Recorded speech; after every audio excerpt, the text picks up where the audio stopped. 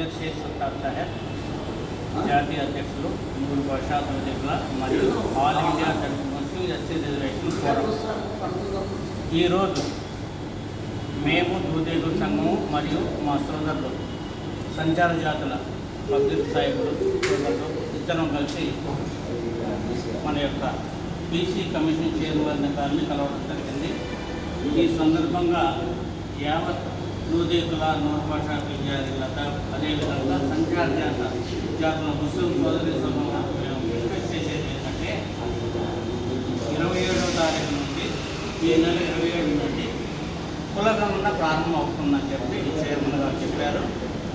ఈ సందర్భంగా అందరూ కూడా విడియపడకుండా సిగ్గుపడకుండా మాది దూదేగుల కులం, మాది ఫకీర్ సాహిబుల కులం అని అందరూ కూడా చెప్పినట్లయితే మనకి సరైనటువంటి జనసంఖ్య వస్తుంది, సరైన క్లారిటీ వస్తుంది. అలా చెప్పకుండా మొహమాట పట్టి ఖాళీ నేను ముస్లిం లేదా నేను ఇంకేదని చెప్పారనుకోండి, మన యొక్క కులం యొక్క జనాభా మొత్తం తేలదు, తక్కువ అవుతుంది. యాక్చువల్గా మన యొక్క రెండు జాతుల యొక్క జనాభా కలిపినట్లయితే సుమారుగా 30 లక్షలు ఉందనేది ఒక నానుడి.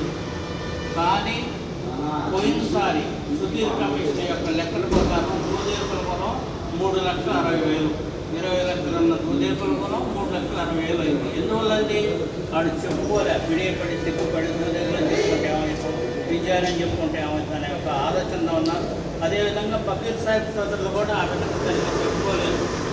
ఈసారి మాత్రం తప్పకుండా మన కులం ఫలానది అని నిర్మమాటంగా వాళ్ళు ఇచ్చినట్టు పేపర్ ఏదైతే ఉంటుందో దానిలో ఫిలప్ చేసి, తెలియకపోతే అడిగి తెలుసుకొని ఫిలప్ చేసి ఫకీర్ సాహిబులు దానిలో బండ్లు కొట్టేవాళ్ళు, రాళ్ళు కొట్టేవాళ్ళు, బిచ్చాటలు చేసేవాళ్ళు, ఊదేసేవాళ్ళు, అగరబత్తి సాహిబులు, అదేవిధంగా అత్తరమ్ముకునే సాహిబులు, జిక్కులు చేసుకునేటువంటి సాహిబులు, పాములాళ్ళు, దొరక ఇలాగా ఎవరే సెట్లో ఉన్నారో దాన్ని క్లియర్గా చెప్తే మన యొక్క జనాభా సంఖ్య కరెక్ట్గా తెలుస్తుంది.